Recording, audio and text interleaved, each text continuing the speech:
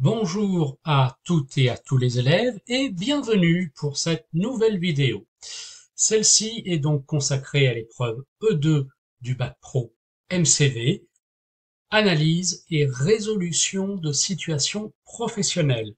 Elle concerne aussi bien l'option A, animation et gestion de l'espace commercial, que l'option B, prospection clientèle et valorisation de l'offre commerciale.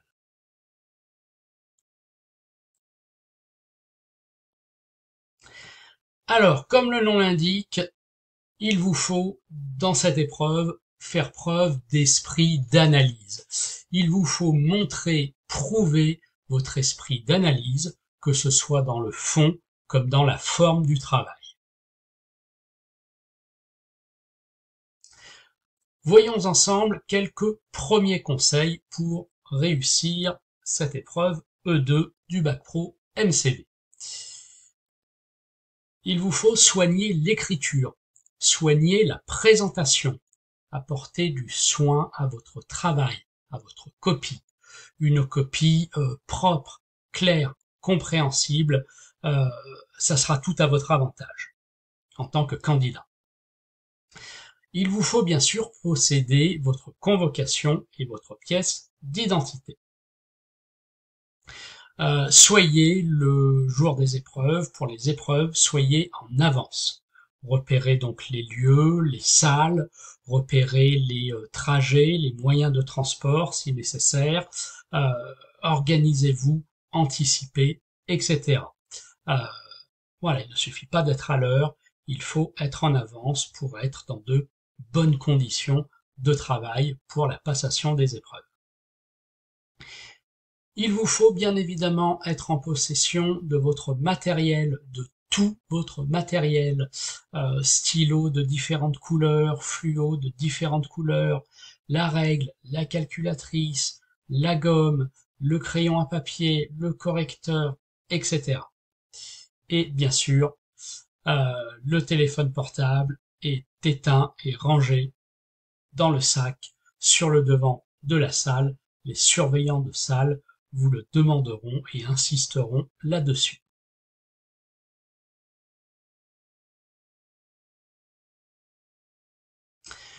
Parlons ensemble plus précisément de conseils plutôt méthodologiques. Dès que vous êtes en possession du sujet, vérifiez le nombre de pages du sujet. Ce n'est pas à 10 minutes de la fin de l'épreuve qu'il faudra vous rendre compte qu'il vous manque une feuille, une page, un document. Donc faites cette vérification dès que vous avez entre les mains le sujet. Il vous faut lire le sujet, y compris la situation professionnelle. Ce n'est pas du tout une perte de temps. Vous allez avoir des éléments de compréhension. Ce n'est pas du tout une perte de temps, donc procédez bien à toute cette lecture. Il vous faut faire un repérage des informations, des consignes, etc., des différentes missions, avec très certainement un code couleur ou une légende, en utilisant donc vos différents fluos.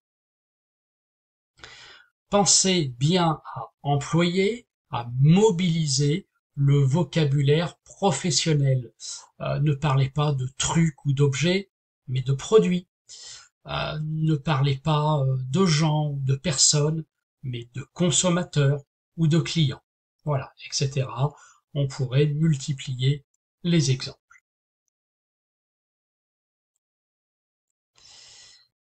Prenons peut-être également un autre exemple à propos de méthodologie, de conseils méthodologiques.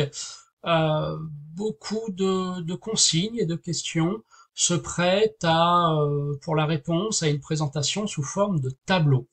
Quand on va vous demander de relever deux forces et deux faiblesses du marché, ou quand on va vous demander de faire la liste des avantages ou des inconvénients, ou alors quand on va vous demander de construire 5 arguments, eh bien, peut-être qu'il faut privilégier une présentation sous la forme d'un tableau, pour démontrer donc votre esprit d'analyse, que ce soit dans le fond ou dans la forme.